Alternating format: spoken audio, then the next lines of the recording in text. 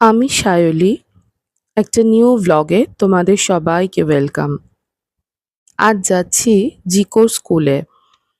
জিকোর স্কুলে parents teacher meeting আছে।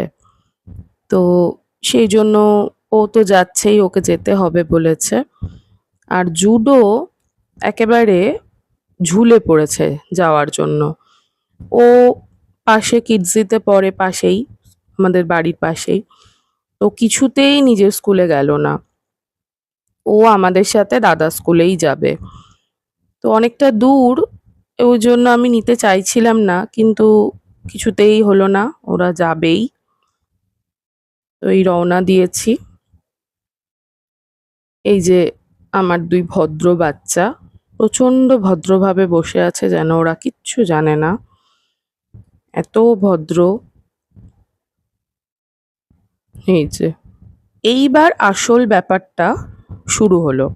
এই সারাটা রাস্তা ওরা এরকম উল্টো করেই যাবে, কিছুতেই ওদেরকে বসানো যাবে না সিটে। ওরা ওরকম উল্টো করে রাস্তা দেখতে দেখতে যাবে।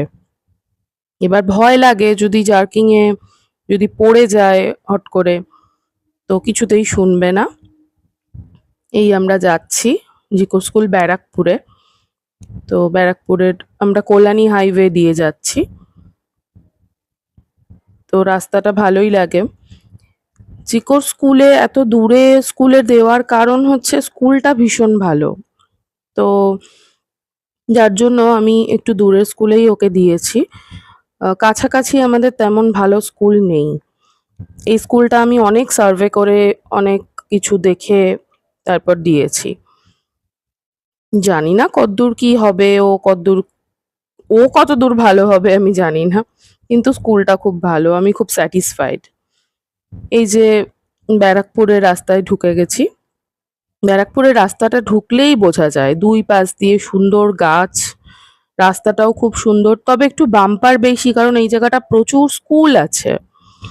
ওই স্কুলের জন্যই বাম্পার গুলো একটু বেশি, কিন্তু রাস্তাটা দিয়ে যেতে এত ভালো লাগে। তবে জিকোর স্কুলেও সব স্কুলের মতোই ক্যামেরা, ভিডিও এগুলো অ্যালাউড না। এই যে স্কুলে এসে গেছি, তাই আমি আসা যাওয়ার জার্নিটাই শেয়ার করব। স্কুলের ভেতরে ভিডিও করা যাবে না। যাই হোক, প্যারেন্টস টিচার মিটিং হলো, এখন আমরা ফিরছি। জিকোকে সবাই ভালো ভালোই বলল, টিচাররা। বাড়িতে তো আমার অবস্থা খারাপ করে দেয়। যাই হোক।